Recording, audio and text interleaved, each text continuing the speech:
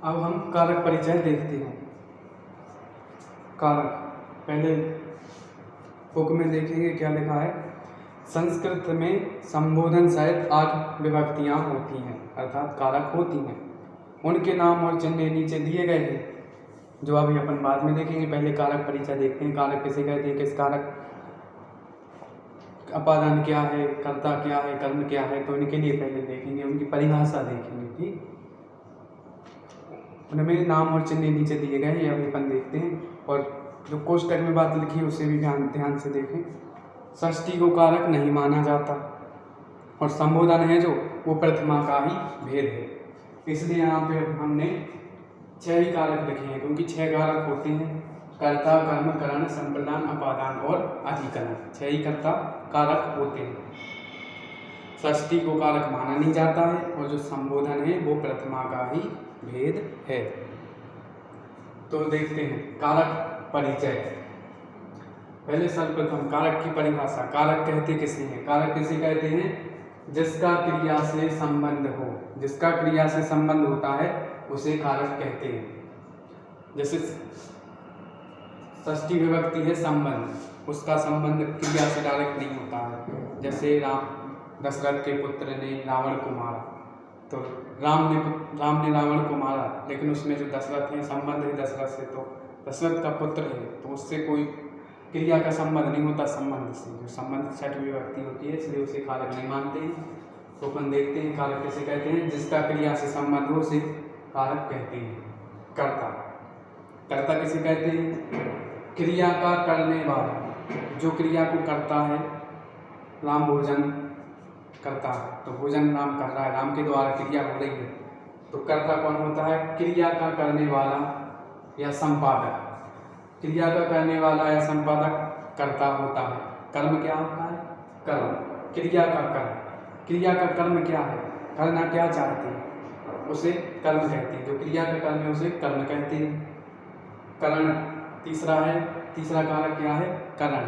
करण किसे कहते हैं? जिसके द्वारा क्रिया हो, जिस निमित्त से या जिसके द्वारा जो साधन है क्रिया करने का। जैसे भोजन, हाथ से भोजन खाते हैं, तो हाथ है जो वो साधन हुआ, करण हुआ, क्योंकि हाथ के द्वारा खा रहे हैं। जिसके क्या है का तीसरा करण में, करण की परिभाषा जिसके द्वारा क्रिया हो उसे करण कहते हैं। चौथा संप्रदान, जिसके लिए क्रिया हो उसे संप्रदान कहते हैं।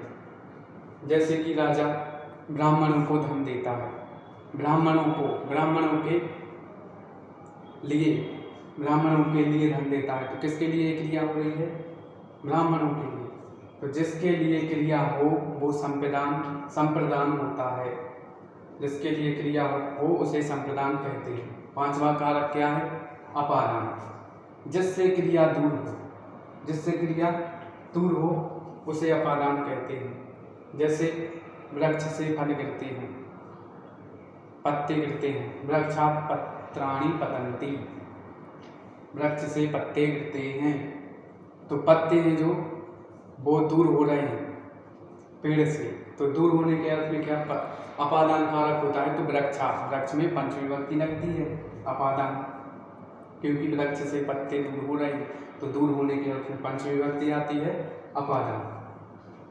तो अपादान किसे कहते हैं? जिससे क्रिया दूर हो उसे अपादान कहते हैं। अधिकरण,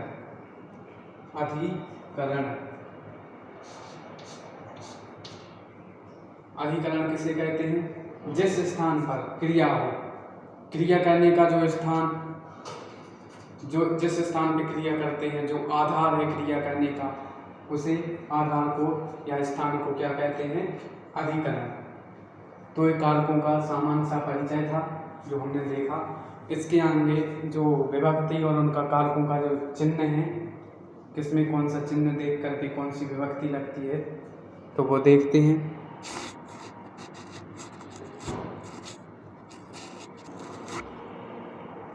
इस प्रकार हमने कारकों का सामान्य परिचय देखा। उसके बाद विभक्ति कितनी होती हैं? 7 या 8। सामान्यता देखी जाए तो हिंदी के अनुसार तो 8 ही होती हैं, लेकिन संस्कृत में सात ही विभक्ति मानी गई हैं या फिर छह विभक्ति मानी गई हैं, क्योंकि जो संबंध है उसे कारक नहीं मानते हैं, तो वो कारक नहीं है, और जो संबोधन है वो प्रथमा का ही भेद है, इसलिए 6 कारक हैं और विभक्तियाँ 7 विभक्तियाँ हैं। 7 विभक्ति होती हैं, प्रथमा, द्वितीय, तृतीय, चतुर्थी, पंचमी, षष्ठी, सप्तमी, ये 7 विभक्तियाँ होती हैं संस्कृत में। तो इन विभक्तियों के हम चिन्ह देखेंगे और कौन सी विभक्ति किस कारक के साथ लगती है, तो देखते हैं। जो ये वाला कॉलम है इसमें विभक्ति लिखी गई है, प्रथमा, द्वितीय, तृतीय। इसमें इस वाले कॉलम में, बीच वाले में कारक लिखे गए हैं, कौन सा कारक है, और ये जो है किस कारक का क्या चिन्ह है, इस साइड चिन्ह लिखे गए हैं। ठीक है, तो देखते हैं। पहली विभक्ति प्रथमा विभक्ति। प्रथमा विभक्ति होती है, कर्ता होता है, कर्ता में प्रथमा विभक्ति लगती है, और कर्ता का चिन्ह क्या है, ने। जहाँ पर ने का अर्थ निकले वहाँ पे कर्ता होता है। जैसे कि आग ने जलाया, किसने जलाया, आग ने जलाया, तो उसमें ने का अर्थ देख करके देखेंगे कि कर्ता होना चाहिए, चिन्ह से देखेंगे आग ने जलाया, तो कर्ता कौन होगा, आग ने। प्रथमा विभक्ति होगी, कर्ता में प्रथमा विभक्ति लगेगी, और जो उसका चिन्ह है ने का अर्थ जहाँ पे निकले वहाँ पे कर्ता होगा। जैसे आग ने जलाया तो आग कर्ता हुई, तो कर्ता में प्रथमा विभक्ति लगेगी, कर्ता ने। द्वितीय कर्म, जो क्रिया का कर्म होगा उसमें द्वितीय विभक्ति लगेगी, और उसके लिए कर्म के लिए हम पहचानेंगे कैसे, जहाँ पर को का अर्थ निकले तो उसे कर्म कहेंगे। जैसे राम पुस्तक को पढ़ता है, किसको पढ़ता है, पुस्तक को पढ़ता है, को का अर्थ आ रहा है कहाँ पे, पुस्तक को पढ़ता है।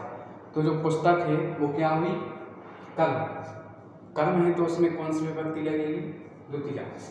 कर्म में द्वितीय विभक्ति लगती है, द्वितीय। कर्म को, पुस्तक को पढ़ता है तो पुस्तक कर्म हुई, को अर्थ से हम देखेंगे, को चिन्ह है जो, तो उससे कर्म का अर्थ लेंगे, कर्म का बोधक है को जो चिन्ह है, तो कर्म होगा। पुस्तक को पढ़ता है, पुस्तक कर्म हुई, तो कर्म में कौन सी विभक्ति लगेगी, द्वितीय विभक्ति लगती है। आगे बढ़ते हैं, तीसरी विभक्ति क्या है, करण है, जो करण में तृतीय विभक्ति लगती है, और इसके जो चिन्ह हैं वो क्या है, ने से के द्वारा। जैसे हाथों से, चम्मच से भोजन चम्मच से खाता है, तो चम्मच भी जो क्या होगी, करण, साधन है, तो उसमें तृतीय विभक्ति आएगी। गेंद से खेलता है, कंदुकेन, तृतीय विभक्ति आएगी। तो जिसमें से का अर्थ निकले उसमें तृतीय विभक्ति लगती है। और के द्वारा का अर्थ निकले, जैसे राम के द्वारा पुस्तक पढ़ी जाती है, अगर राम के द्वारा लगा देंगे तो इसमें तृतीय आएगी, के द्वारा वे आवाच में हो जाएगा, कर्मवाच में हो जाएगा। के द्वारा का जहाँ पे अर्थ निकले तो उसमें तृतीय विभक्ति होगी, करण होगा, तो करण में तृतीय विभक्ति होती है। तो जहाँ पे तृतीय विभक्ति के लिए क्या देखें, ने से के द्वारा, करण तृतीय, करण ने से द्वारा का अर्थ आएगा तो उसमें तृतीय विभक्ति लगेगी। चतुर्थी विभक्ति किस में लगती है, कौन सी कारक में, संप्रदान कारक में। जो संप्रदान कारक है उसका चिन्ह है के लिए।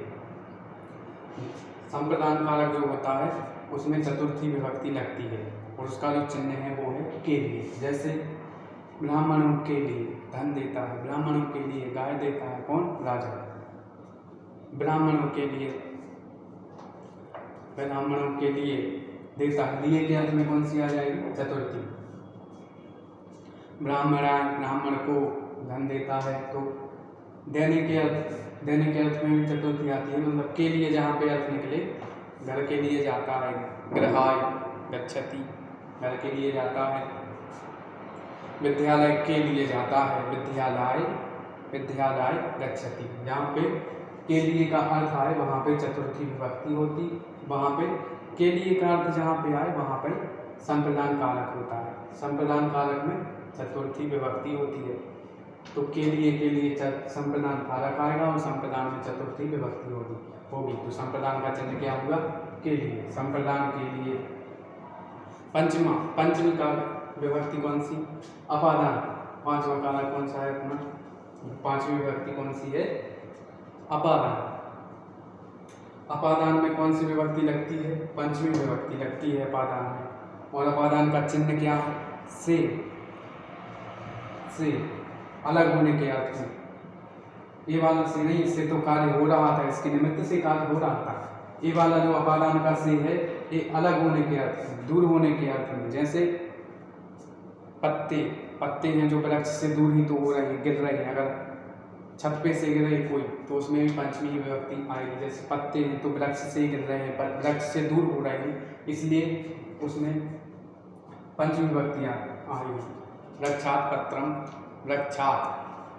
वृक्ष से पत्ते गिरते हैं। वृक्षात पत्राणि पतन्ति, से गिरने का अर्थ जहाँ पे आएगा, अलग होने का अर्थ जहाँ पे आएगा उसमें पंचमी विभक्ति आएगी। जैसे कि राजकोष से धन देता है, राजकोष से धन देता है। राजकोष में से निकाल के धन दिया तो उसमें जो राजकोष है उससे धन अलग हो गया, तो उसमें पंचमी विभक्ति आएगी। राजकोषात, राजकोष से धन देता है। तो जहाँ पर से का अर्थ अलग होने के अर्थ में से हो वहाँ पे अपादान कारक होगा। अपादान कारक में पंचमी विभक्ति होती है। ठीक है, आगे बढ़ते हैं। षष्ठी विभक्ति किस में लगती है? संबंध विभक्ति है जो अपनी, उसमें षष्ठी विभक्ति लगती है संबंध में। संबंध का अर्थ कैसे निकलता है? जैसे राम का पुत्र, राम के पुत्र, राम की पत्नी। ठीक है, इसमें का के की, जहाँ पर का के की संबंध दिखाया जाए, संबंध का बोध हो कि किसकी वस्तु है, ये मेरी बुक है, तो ये मेरी के लिए तो मम आ जाएगा, वह उसकी बुक है। तस्य पुस्तकम, उसकी बुक है तो तस्य पुस्तकम। जिसके का के की का अर्थ जहाँ पर आए तो उसमें षष्ठी विभक्ति होती है संबंध के अर्थ में। ठीक है, और सातवां अधिकरण कारक है जो, उसमें सप्तमी विभक्ति लगती है और उसका चिन्ह क्या है? में, पल, पे, में, घर में, नगर में। बालक नगर में जाता है, बालकः नगरे गच्छति, नगर में जा रहा है। कुएं में, जहाँ पर में या छत पर, वृक्ष पर का अर्थ या में का अर्थ आए तो उसमें अधिकरण कारक होता है और अधिकरण कारक में सप्तमी विभक्ति होती है। और जो संबोधन है वो प्रथमा का ही भेद है। तो संबोधन में जैसे किसी को संबोधन या बुलाने के अर्थ में, जैसे हे राम, अये भौं, इस प्रकार किसी को बुलाने के अर्थ में या संबोधन के अर्थ में संबोधन विभक्ति होती है। इस प्रकार कार विभक्तियों के चिन्ह हुए। जैसे इसे एक बार देखते हैं। जैसे कर्ता ने कर्म को करणने से के द्वारा संप्रदान के लिए अपादान से संबंध का के की अधिकरण में पर संबोधन है हो।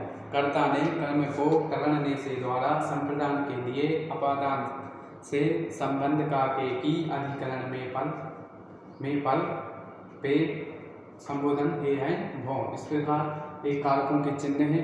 जहाँ पर ये चिन्ह देखें तो जिसका जो चिन्ह है वो विभक्ति वाक्य में हम लगाएंगे। इस प्रकार से अभ्यास करेंगे सामान्य सा, और जिस कारक में जो विभक्ति आती है वही विभक्ति लगाएंगे। जैसे प्रथमा कर्ता ने, द्वितीया कर्म को तृतीया करणने से द्वारा, चतुर्थी संप्रदान के लिए, अपंचमी अपादान से अलग होने के अर्थ। ठीक है, षष्ठी संबंध का के की, सप्तमी अधिकरण में पर संबोधन हे आय भौ।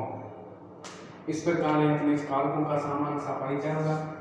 इसके लिए हम एक उदाहरण भी देख लेते हैं। साथ उस वाले जो उदाहरण देखेंगे उसमें हमारे एक उदाहरण दे दीजिए, उसमें इन सभी कारकों का प्रयोग होगा। आप लोग साथ में इन सबके नोट्स भी बनाते जाएं तो बहुत अच्छा होगा। हर बार वीडियो नहीं देखनी पड़ेगी, पढ़ने की। जैसे कि इसका एक उदाहरण लिख के लाया था मैं कि उसमें सभी वाक्य सभी कारकों का प्रयोग हो जाए। जैसे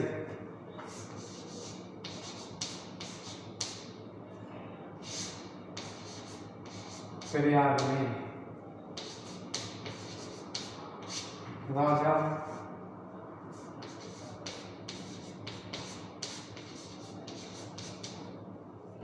राजा हर्ष ने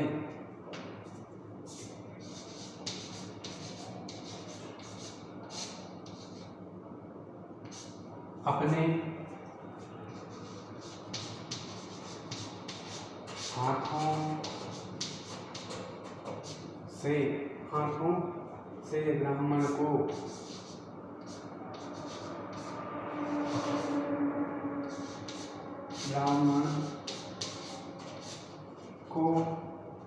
राजकोष से धन दिया। ब्राह्मण को राजकोष से धन दिया। तो ये जो वाक्य इसमें अपने छयों कारक का प्रयोग हुआ है। जैसे कि प्रयाग में अधिकरण, हर्ष ने कर्ता ने, अधिकरण में उसका चिन्ह क्या था अधिकरण का में, तो प्रयाग में ने का इसका चिन्ह है कर्ता का। तो हर्ष ने अपने हाथों से, हाथ के द्वारा क्रिया की जा रही है, जिसके द्वारा क्रिया की जाती है उसे करण कहते हैं। करण में तृतीया आती है। हाथों से ब्राह्मण को, किसके लिए क्रिया हो रही है, ब्राह्मणों को दान दिया जा रहा है। तो किसके लिए क्रिया हो रही है, ब्राह्मणों को। जिसके लिए क्रिया होती है उसे संप्रदान कहते हैं। संप्रदान में चतुर्थी विभक्ति आती है। और जो क्रिया किससे अलग हो रही है, राजकोष से। जो धन है वो राजकोष से अलग हो रहा है, दूर हो रहा है। तो उसके अर्थ में इसमें कौन सी पंचमी अपादान कारक होगा और अपादान में पंचमी विभक्ति होगी। और जो धन दिया, धन क्या है, धन कर्म है, धन को दिया, धन दिया एक कर्म है। तो चलिए हम वाक्य बनाते हैं प्रयाग में। ठीक है, प्रयाग में पहले कर्ता लेते हैं, क्रम से बनाएंगे। राजा हर्ष ने, क्या आएगा इसमें प्रथमा। राजा हर्ष कौन है, कर्ता है। राजा हर्ष ने, कर्ता ने, ठीक है, राजा हर्ष ने, राजा हर्ष ने, कर्ता हो गया राजा हर्ष ने। राजा हर्ष ने अपने हाथों से, प्रयाग में, चलो ऊपर से जैसा वाक्य लगा वैसे ही आपकी सरलता के लिए बनाएंगे। प्रयाग में तो कहाँ पे दिया, में किस में आता है, अधिकरण, अधिकरण का चिन्ह है में। तो अधिकरण में कौन सी विभक्ति होती, सप्तमी। तो प्रयाग का पहले लिखते हैं प्रयागे, प्रयाग में हर्ष ने, नृपः हर्ष राजा हर्ष ने अपने हाथों से, किससे, हाथ क्या है, करण, क्योंकि हाथों के द्वारा क्रिया की जा रही है। तो हाथ हुए करण। तो करण में कौन सी तृतीया विभक्ति आती है, हाथों से किसका अर्थ है, तृतीया, करण से, ठीक है, से। तो इसमें कौन सी तृतीया विभक्ति आएगी, हाथों के लिए क्या आएगा, हंसते हैं। जो ये द्विवचनांत शब्द है हाथ, क्योंकि हाथ दो ही होते हैं तो एक द्विवचनांत होता है, उसके द्विवचनांत में रूप चलते हैं। तो क्या आएगा,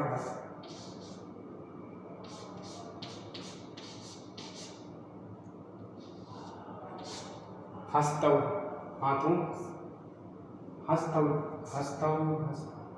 हस्ताभ्याम, नहीं चलो हाथ से किया है।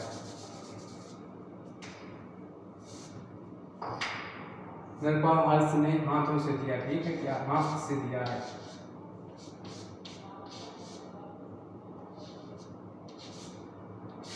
हस्ते कैसे, हाथों से द्विवचनांत दो हाथ है,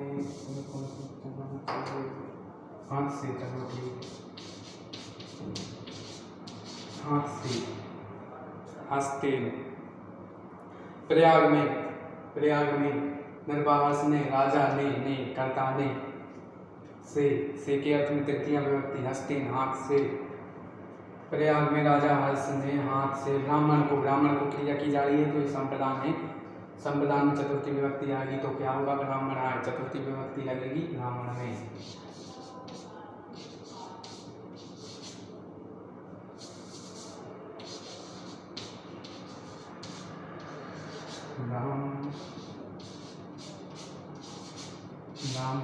ब्राह्मण के लिए। राजकोष से, राजकोष क्या है, अपादान कारक, अपादान क्योंकि अलग हो रहा है उससे धन, तो उसके लिए राजकोष में पंचमी विभक्ति आएगी, क्या आएगी,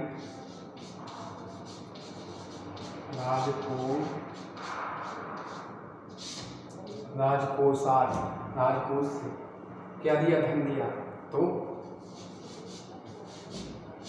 धनम, इसमें एक अपना कर लें तो धन के लिए द्वितीय विभक्ति लगती है, धनम दिया, देने के लिए दिया।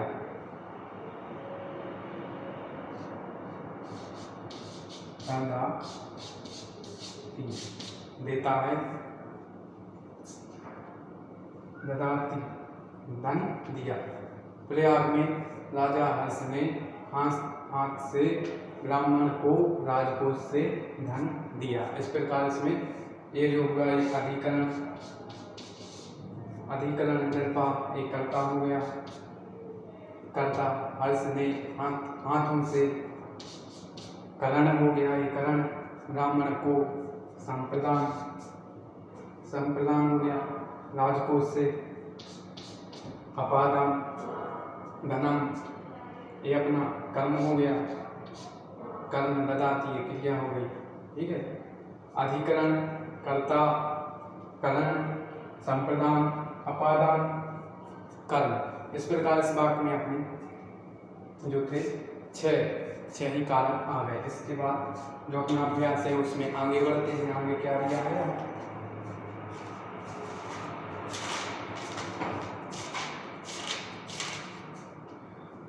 इस प्रकार विभक्ति हैं जो इनके जो चिन्ह और कर्ता विभक्ति दी है, ये जो तालिका दी है इसी टेबल, इसके लिए याद अवश्य कर लेना, क्योंकि अगर इसे याद नहीं किया तो फिर कारक हैं जो वाक्य नहीं बनाने में बहुत ही समस्या जाएगी। इसलिए सभी लोग आज ही इसे याद कर लेना। एक बार इन्हें पढ़ के देखते हैं, सभी लोग देखना। कर्ता, प्रथमा कर्ता ने, द्वितीय कर्ण को, तृतीय करणने से द्वारा, चतुर्थी संप्रदान के लिए, पंचमी अपादान से, षष्ठी संबंध कार्य की, सप्तमी अधिकरण में पर संबोधन हे हैं वो। इस प्रकार है जो अपने कारकों का परिचय था वो हुआ। अब आगे जो नियम दिया है उसे देखते हैं। क्या नियम है, अचलीनम परेण संयोज्यम, क्या है, अचलीनम परेण संयोज्यम।